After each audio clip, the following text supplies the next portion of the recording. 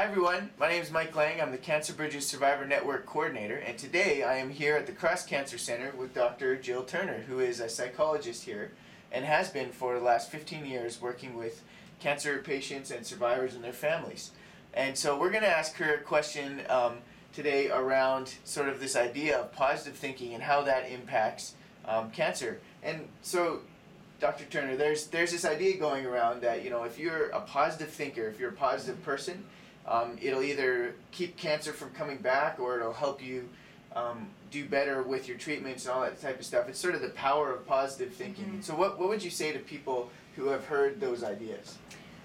I think initially I would say forget about it, because there's nothing that remotely helpful or truthful about that idea. In fact, if people can imagine before their lives, if they can imagine their lives before cancer, there's a whole range of emotions that people have. And we normally feel happy, we feel sad, we feel anxious, we feel frustrated. And that's normal to have a whole range of emotions. So certainly when a cancer experience enters, those emotions aren't going to change. And in fact, they'll probably intensify. That's a normal experience to have. And so for people to have that pressure to feel positivity all the time or to feel positive all the time is completely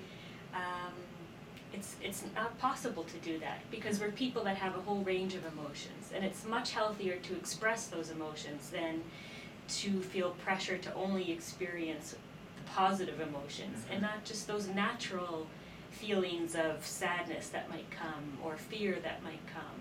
It's much healthier to express those than it is to sort of keep them inside. And because not only then is it normal to feel that way, that sometimes there's that extra burden of I'm not supposed to feel this way, and so then they feel guilty for feeling bad, and it just creates this whole terrible, it's like a downward spiral. I know that exactly. I've sometimes felt a little guilty, thinking that I'm not putting on a brave face for my friends and family around me. I felt a little guilty about that, because I was trying to sort of help them in a way. Yeah, but you're human, and you're going to feel those ways, and it's normal and healthy to feel that. It would be unrealistic to expect that people going through cancer wouldn't have feelings of sadness or depression or anger or anything like that.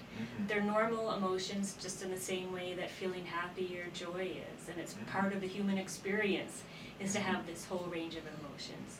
So when people feel that guilt, it's so unhelpful, or they think, oh, I'm feeling sad today, that's going to help my cancer grow, or it's going to make me feel more sick, and it's not true. No, and it's so unhelpful.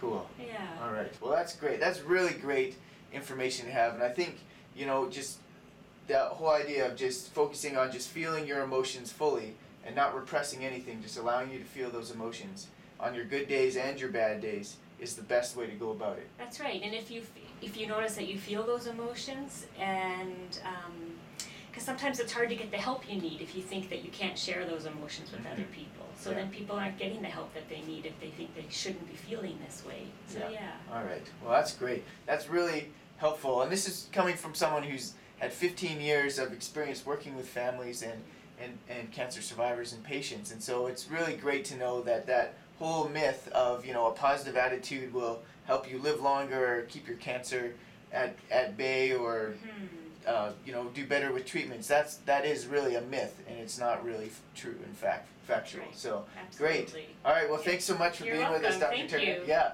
All right, and you guys, we'll see you later.